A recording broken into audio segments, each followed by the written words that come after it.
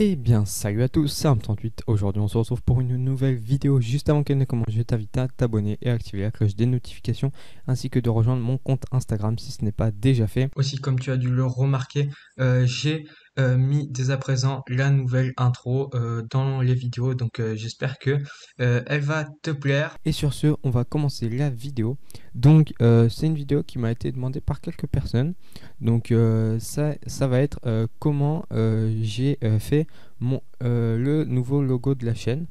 Donc le logo, si vous ne l'avez pas encore vu, c'est celui-là. Donc c'est le logo qu'il y a maintenant pour la chaîne, pour le Discord, pour le compte Instagram, etc. Donc tout ce qui est en rapport avec ma chaîne, vous verrez ce logo. Et donc je vais vous montrer comment je l'ai créé. Alors point de vigilance tout de même, je ne suis pas du tout un graphiste à la base, hein. J'en suis toujours pas un d'ailleurs, donc ce logo il y a sûrement beaucoup d'imperfections, mais voilà, beaucoup l'ont apprécié et c'est pour ça que je vais vous montrer tout de suite comment je l'ai réalisé. Alors moi il faut savoir que j'ai mis du coup beaucoup plus de temps que ce que je vais vous montrer dans la vidéo parce que les idées elles sont pas arrivées toutes seules, mais sur ce je vais vous montrer comment j'ai fait ce logo. Donc le logo je l'ai fait avec Photoshop. Beaucoup m'ont recommandé Illustrator après, mais du coup j'avais déjà fait le logo et j'avais pas envie de le refaire. Illustrator c'est un autre logiciel que je connaissais pas avant. Ça permet de faire des logos vectoriels quand Photoshop est plus sur la retouche photo. Illustrator va plus être du coup sur la création de logos. Mais je ne le savais pas, c'est pour ça que je l'ai fait avec Photoshop. Mais c'est pas grave, Photoshop fait aussi bien le travail. Et sur ce, on va commencer. Donc, vous allez créer du coup un nouveau document Photoshop et du coup avec un format personnalisé de 2000 pixels par 2000 pixels. Donc, veillez bien à être en pixels. Si on commence à être en centimètres, on va avoir quand même des problèmes. 2000 centimètres, ça fait quand même beaucoup. Donc, 2000 par 2000, donc ça fera un carré. Veuillez à prendre une taille assez grande, la qualité sera un peu meilleure. Et puis bon, c'est pas ce que recommande YouTube à la base. En effet, YouTube il recommande une image de 98 par 98. Moi j'ai trouvé que ça faisait quand même vraiment petit, sachant qu'il y a certaines applications qui demandent des tailles plus grandes. Donc moi je me suis dit 2000 par 2000 c'est quand même une taille raisonnable, on va dire. C'est pas non plus trop grand, mais ça convient à tous. Donc vous choisissez un titre et vous veillez à mettre le contenu de l'arrière-plan en transparent. C'est assez important parce que si vous mettez du blanc ou du noir, ça va être un peu moins bien pour travailler, on va dire, et vous cliquez sur créer. Donc vous arrivez sur une fenêtre comme ça. Donc ce tuto s'adresse un peu à toute personne sur Photoshop, donc autant les débutants qui n'ont jamais ouvert Photoshop de leur vie, ou alors les gens qui s'y connaissent un peu mais qui veulent une source d'inspiration ou des idées sur comment faire telle ou telle chose.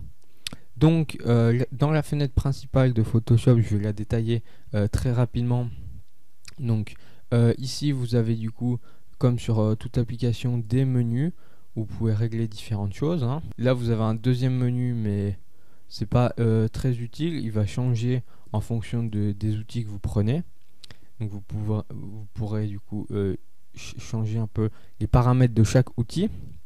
Du coup ici j'en viens à la barre des outils où vous pouvez trouver une tonne d'outils. Tout ce dont vous avez besoin est ici. Et il y en a qui peuvent être cachés et ils sont accédables par un clic droit. Ok, donc c'est tous les outils où il y a un petit triangle. J'essaierai de vous faire un zoom, mais sur certains, du coup, quasiment sur tous, il y a un petit triangle, ce qui signifie qu'il y en a à côté. Ici, du coup, c'est votre fenêtre principale, donc avec votre image juste ici, et le logo que vous allez créer. Et sur la droite, vous avez du coup des paramètres par rapport à chaque calque. Et les calques, du coup, se retrouvent ici. Donc, rapidement, qu'est-ce qu'un calque ?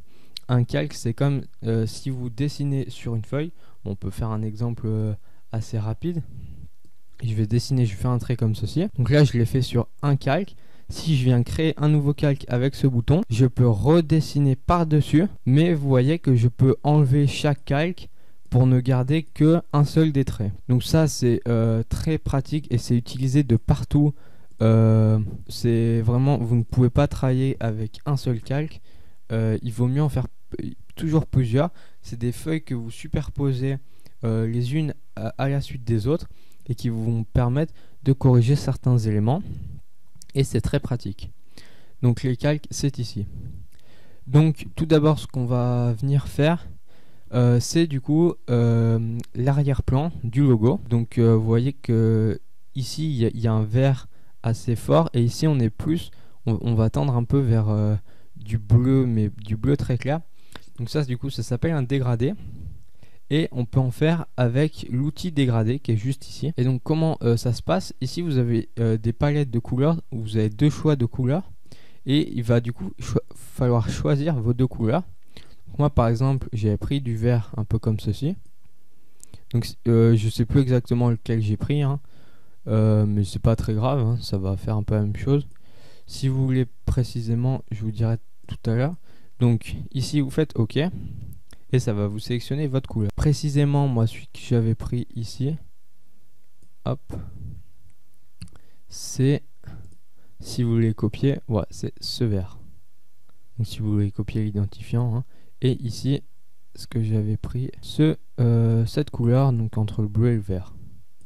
Voilà, donc on va retourner sur notre logo. Donc on va sélectionner du coup du vert. Donc pareil, je prends un peu celui-là. Et vous allez cliquer sur le blanc ici pour sélectionner votre deuxième couleur. Moi je vais mettre celle-là par exemple. Et du coup là, quand on va prendre notre outil dégradé qui est juste ici, en fait on va vous sélectionner d'abord le calque.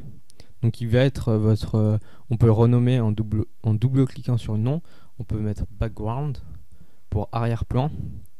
Et du coup ce qu'il va falloir faire, c'est définir un endroit, un point de départ et un point d'arrivée pour le dégradé. Donc par exemple moi si je fais comme ça, vous voyez que ça va me faire un dégradé un peu comme j'ai fait juste ici. Si j'enlève tout ça, vous voyez que les deux dégradés se ressemblent. Mais on voit ici le vert reste plus longtemps. Pourquoi? Parce que par exemple j'ai plus allongé mon trait. Je l'ai fait plus comme ceci. Là c'est quasiment exactement les mêmes. Et vous pouvez faire ça dans n'importe quel sens, hein. Et donc en haut, en bas, vous pouvez faire ça comme vous voulez. Moi j'ai trouvé que comme ça allait bien.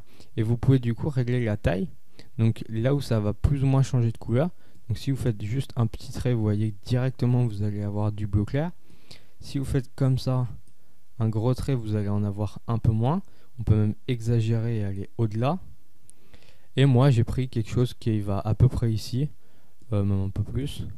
Mais là vous faites un peu comme vous voulez. Vous pouvez choisir les couleurs, hein. Si par exemple en deuxième couleur vous voulez plus du jaune finalement, vous pouvez retaper un dégradé, ça fera quelque chose de comme ceci. Donc avec plus ou moins de jaune par exemple. Voilà, là, pardon. Donc quelque chose de comme ça. Là, vous choisissez un peu les couleurs qui vous semblent adaptées et appropriées pour votre dégradé. Donc moi, je vais laisser un peu ce que j'avais fait, hop, pour partir sur la même base. Et ensuite, je vais venir créer un texte du coup qui va être ma première lettre. Donc là, vous voyez que j'ai le mot comme ceci. Mais c'est en fait plusieurs calques. Donc pour l'instant vous allez prendre l'outil texte qui se retrouve juste ici. Donc il peut y avoir tous ces autres textes, mais nous ça ne va pas nous intéresser pour l'instant. Donc vous cliquez n'importe où et vous mettez la première lettre. Moi ce que j'ai fait c'est ça, c'est de mettre la première lettre de mon pseudo, à savoir un R. Alors si vous voulez pas être embêté avec le fond, vous pouvez le verrouiller comme ça, parce que comme vous venez de voir, je viens de le déplacer en fait en faisant comme ça. Donc si vous voulez pas votre problème, hop, vous le verrouillez. Et du coup vous avez votre lettre comme ça. Donc il va falloir choisir la police. Alors moi ça me l'a pris automatiquement. Celle que j'ai pris du coup c'est celle-là, la Baos 93, parce que j'ai trouvé que le R avait un certain style. Mais du coup vous pouvez choisir. Vous avez par défaut une tonne de police sur Photoshop, mais c'est les polices que vous pouvez retrouver dans n'importe quel logiciel, hein. Et donc vous choisissez un peu la police qui vous convient pour votre première lettre.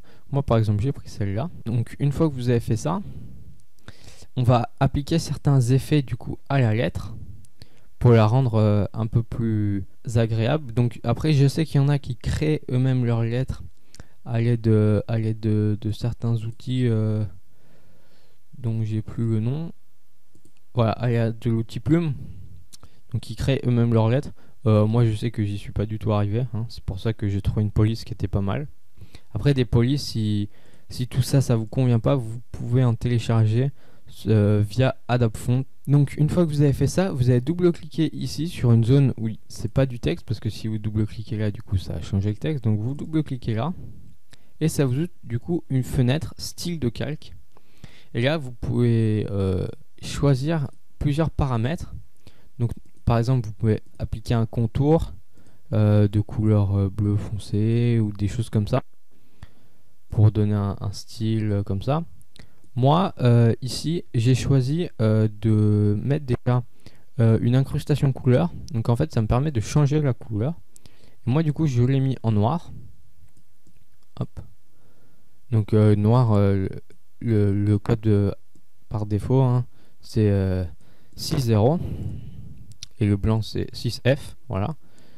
Donc ça c'est pour tout le spectre des couleurs hein.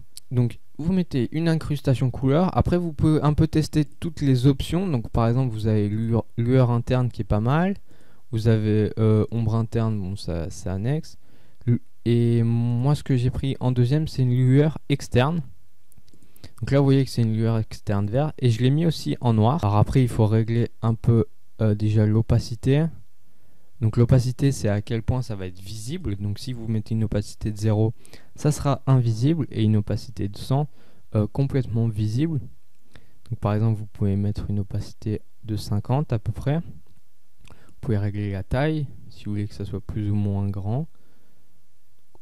Moi une grande taille du coup comme ça me dérange pas. Du coup là je pense qu'on est pas mal.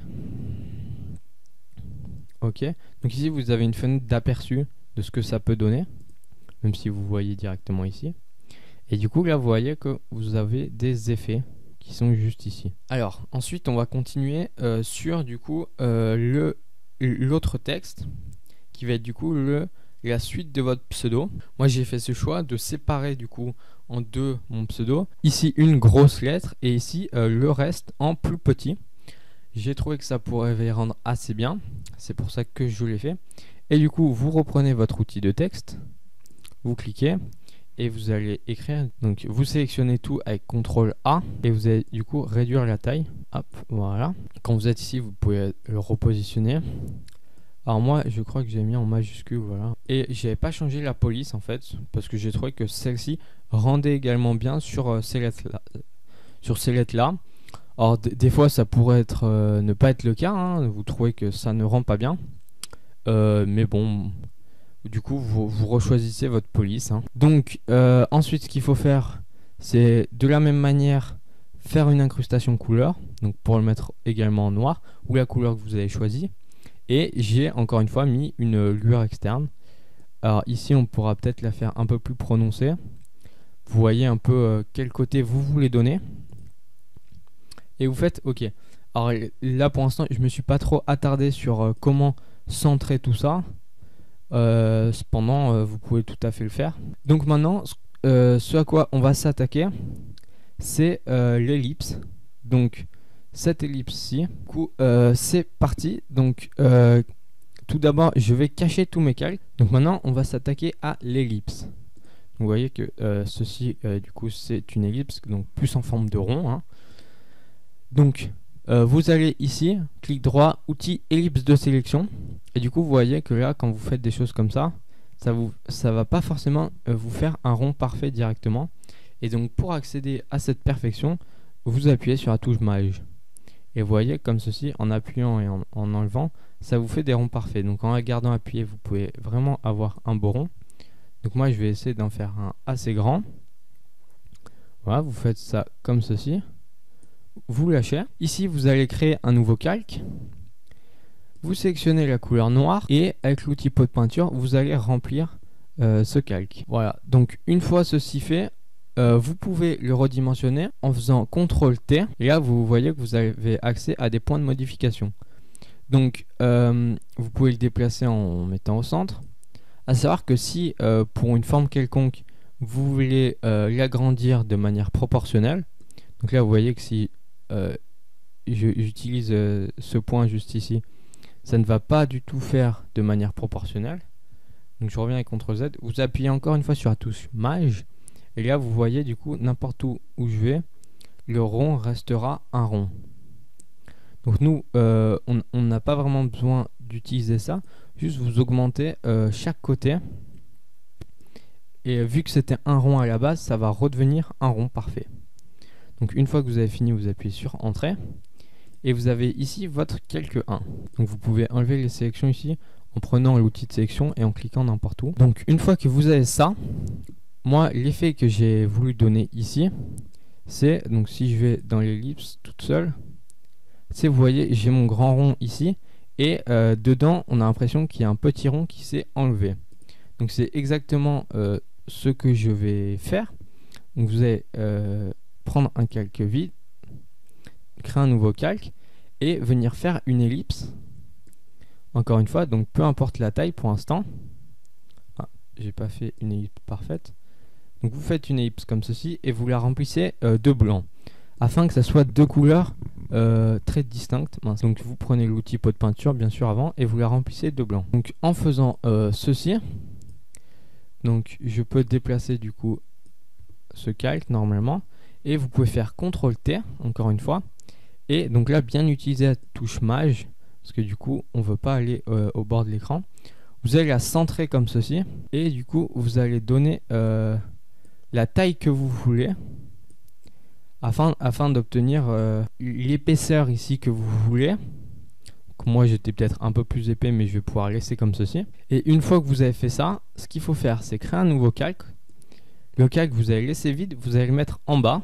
Vous allez sélectionner ces deux calques et vous allez les fusionner. Donc vous cliquez sur fusionner et calque. Donc maintenant que si je bouge du coup ce calque, hop, vous en avez un seul et même qui bouge. Très bien. Donc vous le recentrez, si vous voulez bouger comme moi. Vous avez bien le calque ici qui est transparent derrière. Ce que vous allez faire, vous le sélectionnez. Vous prenez l'outil baguette magique qui se retrouve juste ici. Donc normalement ce sera outil de sélection d'objets avec ce pictogramme. Vous prenez bien outil baguette magique. Vous cliquez dans le blanc et vous appuyez sur Supre. En faisant ça, alors je ne sais pas si c'est la manière universelle pour le faire. En tout cas, ça marche bien. Ça vous a permis d'avoir juste le contour que vous souhaitiez. Donc une fois que vous avez fait ça, vous voyez que moi j'ai coupé du coup juste ici. Donc ça vous pouvez le faire en prenant l'outil rectangle, en traçant du coup un grand rectangle comme ceci et en coupant du coup ce qui vous intéresse. Donc, si vous prenez le calque 1 normalement en appuyant sur la touche Supre ça marche. Mais vous voyez que moi ça me l'a bien fait. Donc là j'en ai pris un assez grand. Je sais pas si ça va être bien comme ça mais c'est annexe. Et du coup vous pouvez pour finir fusionner ces deux calques là et rafficher du coup tout. Et donc une fois que vous êtes là il va falloir un peu redimensionner ces calques. Donc par exemple le calque 2, CTRL T en appuyant la touche Maj hein, bien entendu. Vous allez pouvoir le redimensionner et le mettre un peu comme vous voulez. Donc si vous pensez qu'ici c'est bien de l'avoir un peu comme ceci, peut-être vous allez vouloir un peu hop moins comme ça. Hop, vous centrez à chaque fois. Faites Entrée. Donc là il est centré. OK. Et vous allez afficher vos lettres et pareil, vous allez du coup les redimensionner. CTRL T. Donc moi ce que j'ai fait pour le R, c'est que je l'ai fait à peu près arriver ici. Donc si je prends mon outil de zoom, donc vous voyez que là je l'ai fait pour qu'il commence à peu près là où ceci finit.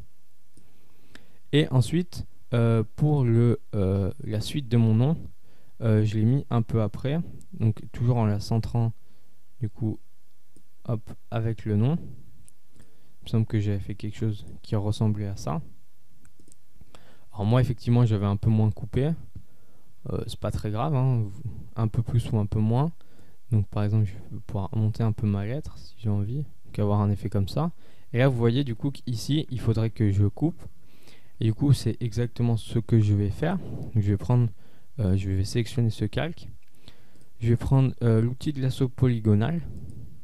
Et du coup, là où je vais vouloir couper, je vais faire un trait comme ceci. Si je veux couper comme ça, ou un peu plus en biais ou pas. Là, je sélectionne du coup toute la zone où il y a la partie que je veux couper. Et j'appuie du coup sur la touche Supre. Donc là, moi je veux pas ça. Je veux quelque chose de plus... d'un peu plus près. Donc par exemple, je reviens pour faire quelque chose dans ce style. Vous testez et j'appuie sur la touche Supre. Une fois que ça vous convient, du coup, vous cliquez n'importe où. Hop, pardon. Là, vous appuyez sur Supre et ici, outil rectangle, vous appuyez n'importe où. Et là, ça va vous donner votre effet comme ceci. Donc là, moi forcément, je trouve ça un peu moins bien. Ici, on aurait peut-être pu plus, mieux couper, mais ça reste du détail. Vous pouvez peut-être remonter un peu la lettre. Donc ici, moi, j'aurais peut-être fait un peu moins au niveau du calque, un peu moins coupé, mais bon, ça reste. Là, c'est juste pour l'exemple, hein, bien entendu. Et du coup, à cette ellipse, je vais lui appliquer aussi des effets. Donc j'en ai appliqué deux principaux, qui sont donc une lueur externe. Donc je vais pouvoir... non, c'est pas ça, c'est ici. Donc régler un peu comme ceci. Non, l'incrustation couleur ne sert pas. Et vous pouvez appliquer une ombre portée. Donc l'ombre portée, c'est ce qui va donner un petit style du coup à la lettre. Donc moi je l'ai mis en noir. Et j'ai choisi du coup un angle qui me convenait. Donc il me semble que j'ai mis vers ici. Par exemple 130. Je l'ai mis par contre moins... j'ai enlevé un peu de son opacité pour donner un effet comme ceci. Vous pouvez régler la distance également. Donc là c'est plus si vous voulez du flou ou pas. 0, moi j'ai trouvé que c'était bien. Elle est peut-être un peu loin. Peut-être la rapprocher un petit peu, voilà. Et donc voilà, vous avez quelque chose comme ceci. Et du coup, alors ça se rapproche relativement de mon logo. C'est pas exactement le même. Moi après j'ai rajouté également des ombres au niveau de mes lettres après. Parce que je trouvais que ça rendait mieux. Donc toujours une ombre portée. Noire. Avec du coup pareil 130. Et enlever un peu d'opacité. Alors peut-être pas... Là il est un peu loin. Mettons la rapproche. Donc là c'est un peu à... Chacun fait un peu comme il le souhaite. Donc là, moi, encore une fois, hein, je vous dis, moi, j'ai juste fait ça parce que je trouvais que ça rendait bien pour moi, pour ce que je voulais. Je suis pas du tout professionnel. Faire des logos, c'est pas mon métier. Hein. Il y en a, c'est le cas. Moi, non. Mais voilà, j'ai trouvé que ce logo rendait bien, donc plutôt celui-là. J'ai trouvé que ce logo rendait bien. Et du coup, j'ai voulu partager ça avec vous car plusieurs m'ont demandé. Donc j'espère que ce petit tuto vous aura éclairé ou aidé sur des techniques un peu que vous pouvez utiliser pour rendre le tout un peu plus esthétique. Sur ce, je ferai aussi une autre vidéo sur comment j'ai réalisé ma bannière parce que c'est aussi quelque chose qui m'a été demandé. Et sur ce, c'était Arm38. J'espère que cette vidéo vous aura plu. N'hésitez pas à me dire dans les commentaires si, quelle autre vidéo vous voulez que je fasse. Mis à part des cracks, hein, les cracks, il y en a, vous m'en proposez énormément. Escape, Serum, Xpand, Kickstart, bien sûr Arcade, que je ne présente plus, etc. Je suis en train Concat aussi, je suis en train de les faire. C'est juste plus long maintenant parce que du coup c'est des cracks assez durs hein, que vous voulez. Mais je suis en train de le faire, donc pas besoin de me le dire à chaque fois dans les commentaires, hein, tous ceux que j'ai cités. Sur ce, c'était Arm38, bye bye.